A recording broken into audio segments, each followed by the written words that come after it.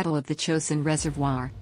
Battle of the Chosin Reservoir, Chosin also called Changjin, campaign early in the Korean War, part of the Chinese Second Offensive, November to December 1950, to drive the United Nations out of North Korea. The Chosin Reservoir campaign was directed mainly against the 1st Marine Division of the U.S. X-Corps, which had disembarked in eastern North Korea and moved inland in severe winter weather to a mountainous area near the reservoir.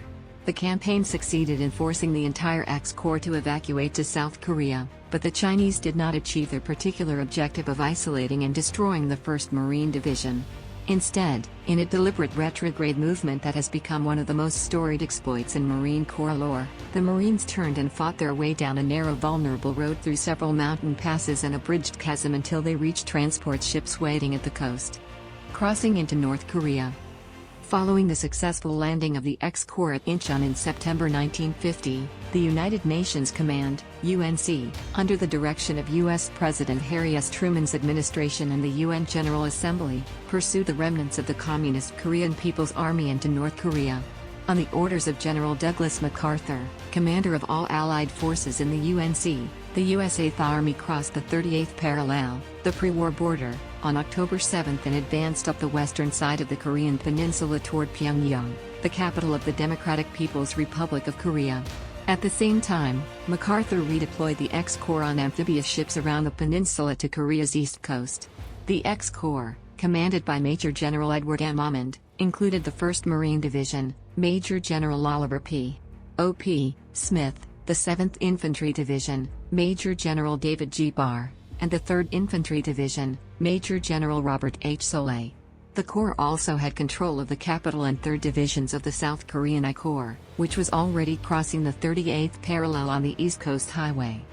What MacArthur did not know was that the Chinese had feared such an offensive since the Incheon landing. The Chinese began preparations to enter the war by sending supplies and support troops into North Korea. Meanwhile, Chinese combat divisions, some 21 in number but expanding to 33 by December, remained in Manchuria ready to move against the UNC ground forces.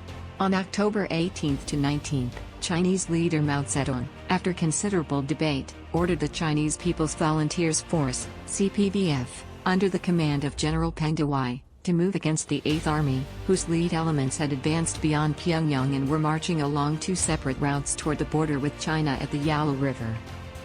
The Chinese first offensive of October 25 to November 6 staggered the 8th Army, damaging 1 American division and 4 South Korean divisions in the Battle of Anjong-Unsan. To the east, 2 American divisions of the X-Corps had landed on October 26 and 29, and the South Korean I Corps was heading north up the coast road toward the Sino-Soviet border. The wide separation of these units made them a tempting objective for the Chinese. On November 2 to 4, the South Koreans and U.S. Marines fought their first engagement against the Chinese at Sudong, inland from the port city of Hungnam. There a Marine regiment defeated an attacking division, killing at least 662 Chinese soldiers, advancing to Chosin. Underestimating the fighting ability of the CPVF, MacArthur ordered Almond to advance inland with the 1st Marine and 7th Infantry Divisions to the Chosin Reservoir. From there the 2 divisions would move west toward Gyeonggi, a mountain mining town where the Chinese and North Korean armies seemed to be concentrating, a maneuver that would place the X-Corps north of and behind the CPVF armies facing the 8th Army.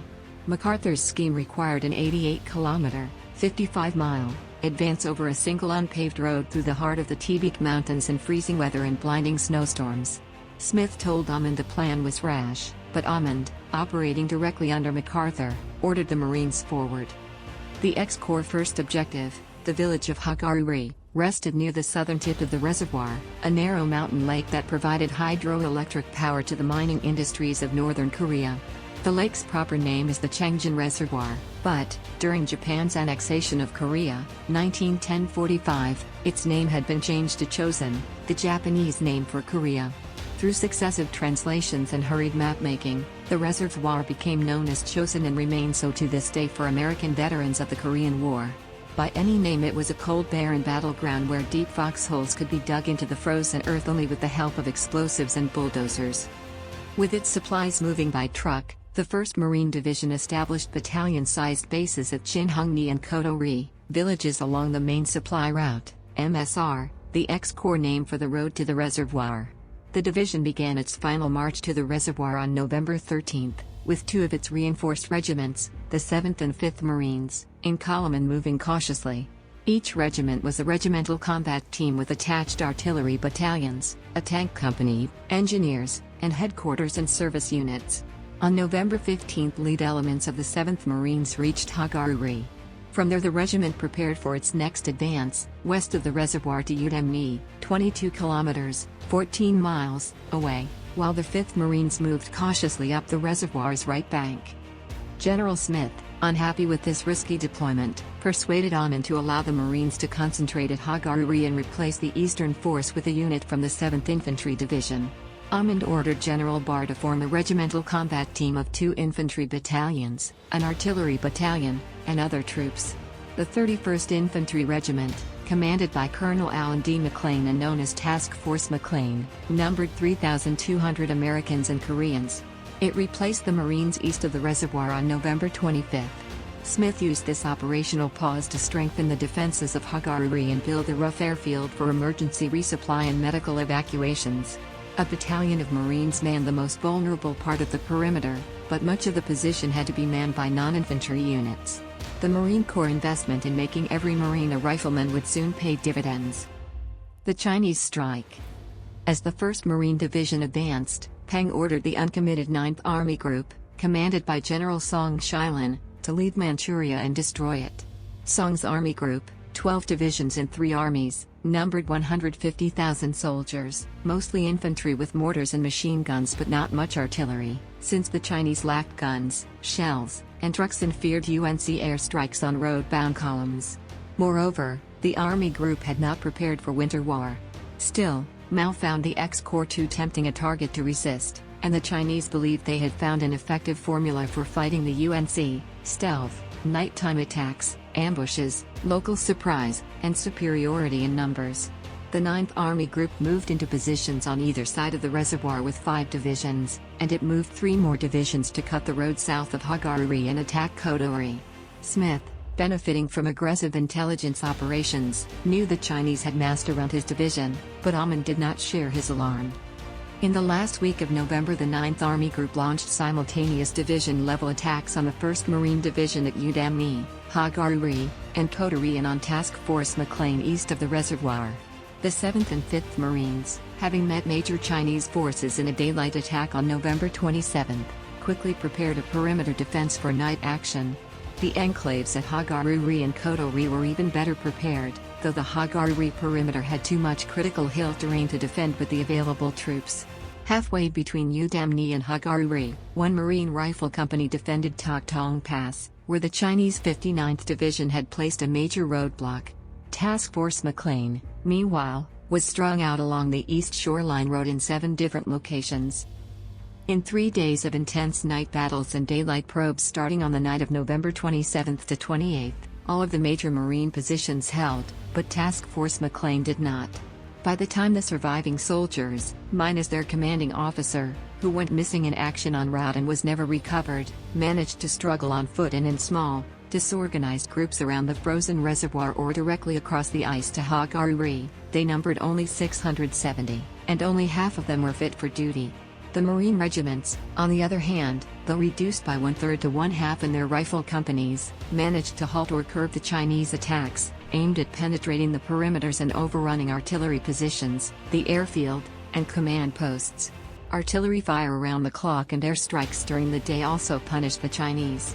The only real misstep in the defensive battle was a decision by Smith and the 1st Marine Regiment commander, Colonel Louis B. Chesty Puller, to send a convoy of tanks and supply trucks from Kodori to Hagaruri on November 29. Task Force Drysdale, commanded by Lieutenant Colonel Douglas B. Drysdale, 41 Independent Commando, Royal Marines, in addition to service and headquarters troops, included a Marine Infantry Company, an Army Infantry Company, and Drysdale's British Raiding Battalion. The task force was ambushed en route. 1/3 of the force, tanks and infantry, fought through to Hagaruri, and another third fought its way back to Kodori. The remainder, 162 officers and men, died or became captives. Fighting back to the coast.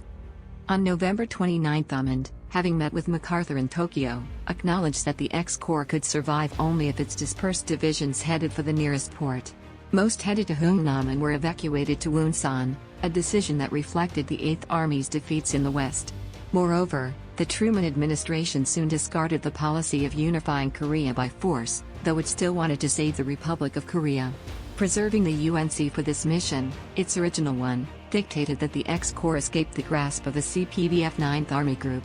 To achieve this aim, Amen took the worst-case position. The Udimni and Hagaruri garrisons would rally at the latter perimeter and then fly out, abandoning the division's heavy weapons, vehicles, and supplies.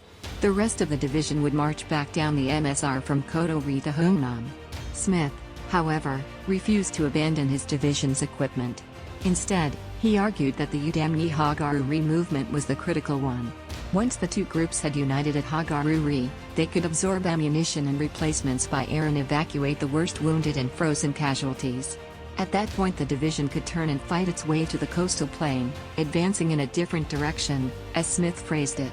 Amen conceded that such a withdrawal by the 1st Marine Division would attract Chinese divisions and thus allow the rest of the X-Corps to retreat without real danger. On December 1, the 1st Marine Division began the movement that eventually took its rear guard inside the perimeter established by the 3rd Infantry Division near Hungnam. In the course of this escape, the division rendered 3 more Chinese divisions ineffective in addition to the 4 that had already been ruined at Udamni and Hagaruri. The Udamni group, the first to move out, did not stop until it reached Hagaruri on December 4. The 5th Marines walked the road to protect the vehicle train, while the 7th Marines plodded through the hills to break up Chinese fire sacks and relieve the Taktong Pass defenders.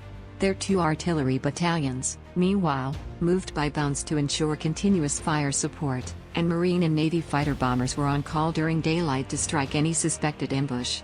The arrival of the 5th and 7th Marines at Hagaruri ensured that the airfield would not be closed by Chinese fire. Marine and Air Force transports brought in critical ammunition and gasoline and took out 4,500 casualties. The fuel was critical. 1 Marine artillery battalion lost half its guns north of Hagaruri when its tractors ran out of diesel fuel. The reassembled 1st Marine Division reorganized, tried to eat and sleep in warming tents, and prepared to fight south to the coast. On December 6 the attack in a different direction continued, destination Kotori, 18 kilometers, 11 miles, distant. The real challenge was Funchal Pass below Kotori, where the Chinese had destroyed the bridge over a chasm. The solution was to assemble a bridge that was airdropped in sections, enough of which survived to allow vehicles to pass. The Chinese contested the withdrawal at this choke point, but the Marines fought through the trap, although the rear guard had to abandon 7 tanks. The final potential barrier, another pass to the south, had been cleared by the 1st Battalion, 1st Marines, in a nighttime attack in temperatures as low as -34 degrees Celsius, -30 degrees Fahrenheit. A battalion of the 3rd Infantry Division stopped 2 attacks on the final Hungnam perimeter on December 3 and 15. By the latter date the 1st Marine Division, its rear guard having reached Hungnam on December 11, had been loaded onto their waiting transport ships.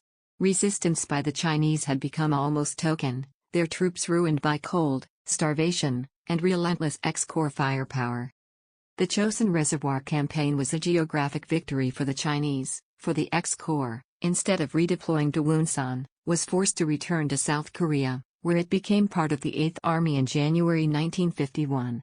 Nevertheless, the campaign ruined the CPVF 9th Army Group, which did not return to the front until March 1951, and it convinced the UNC that Allied ground troops could defeat Chinese armies, however numerous.